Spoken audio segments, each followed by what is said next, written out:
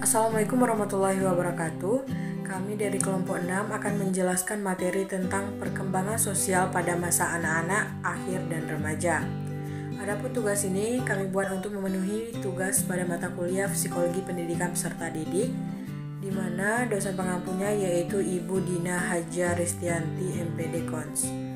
Sebelumnya perkenalkan terlebih dahulu, saya Arzalia Citra dan teman-teman saya yaitu Mita Rahayu, kemudian Tasya Marsyanda, Tia Ducayahni, dan Tia Febriani. Untuk penjelasan pertama akan dijelaskan oleh saya sendiri, yaitu makna perkembangan sosial. Adapun makna dari perkembangan sosial berarti perolehan kemampuan berperilaku yang sesuai dengan tuntutan sosial. Menjadi orang yang mampu bersosialisasi atau sosienlit memerlukan 3 proses, di mana masing-masing proses tersebut terpisah dan sangat berbeda satu sama lain, tetapi saling berkaitan sehingga kegagalan dalam satu proses akan menurunkan kadar sosialisasi individu. Menurut Harlock tahun 1996, 3 proses dalam perkembangan sosial adalah yang pertama yaitu berperilaku dapat diterima secara sosial. Setiap kelompok sosial mempunyai standar bagi para anggotanya tentang perilaku yang dapat diterima. Untuk dapat bersosialisasi, seseorang tidak hanya harus mengetahui perilaku yang dapat diterima, tetapi mereka juga harus menyesuaikan perilakunya sehingga ia bisa diterima sebagai sebagian dari masyarakat atau lingkungan sosial tersebut. Kemudian yang kedua yaitu memainkan peran di lingkungan sosialnya. Setiap kelompok sosial mempunyai pola kebiasaan yang telah ditentukan dengan seksama oleh para anggotanya, dan setiap anggota dituntut untuk dapat memenuhi tuntutan yang diberikan kelompoknya. Kemudian yang ketiga yaitu memiliki sikap yang positif terhadap sekelompok sosialnya. Untuk dapat bersosialisasi dengan baik, seseorang harus menyukai orang yang menjadi kelompok dan aktivitas sosialnya. Jika seseorang disenangi berarti ia berhasil dalam penyesuaian sosial dan diterima sebagai anggota kelompok sosial tempat mereka menggabungkan diri.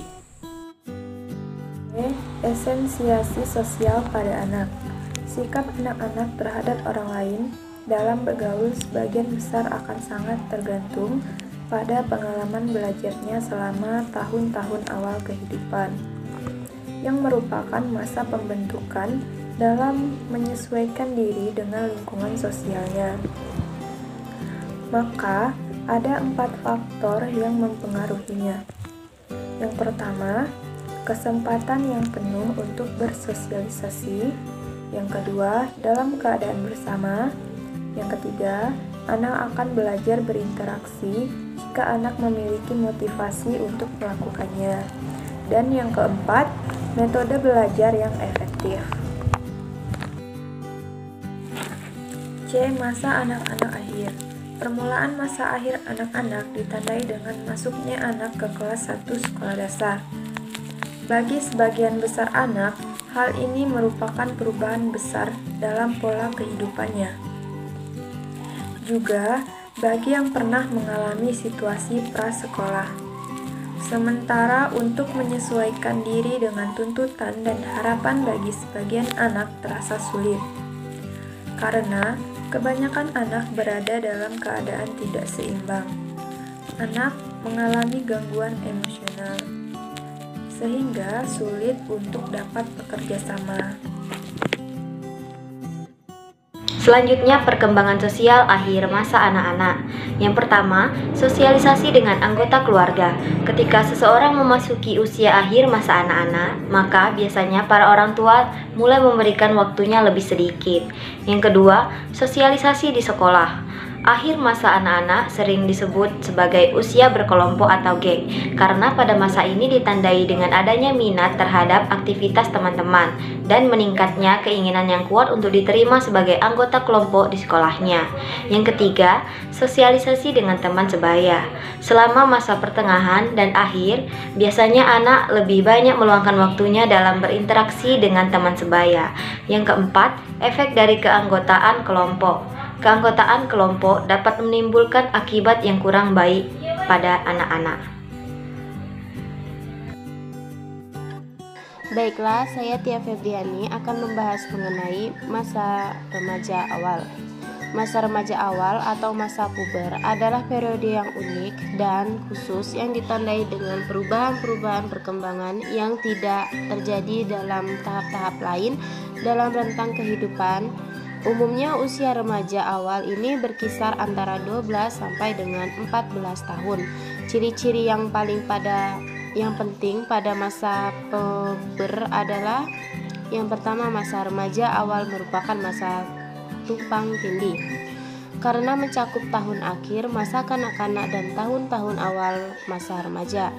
Yang kedua, masa remaja awal merupakan periode yang singkat dibandingkan dengan banyaknya perubahan yang terjadi di dalam perkembangan manusia, maka masa perubahan merupakan periode yang paling singkat, yaitu sekitar 2-4 tahun. Yang ketiga, masa puber merupakan masa pertumbuhan dan perubahan yang pesat.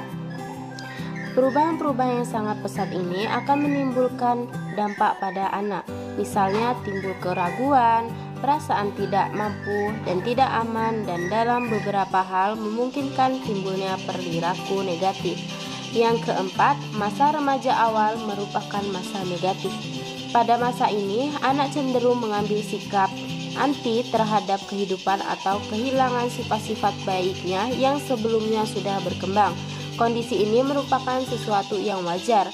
Beberapa ahli psikologi perkembangan menyebut ini sebagai masa negatif stage kedua.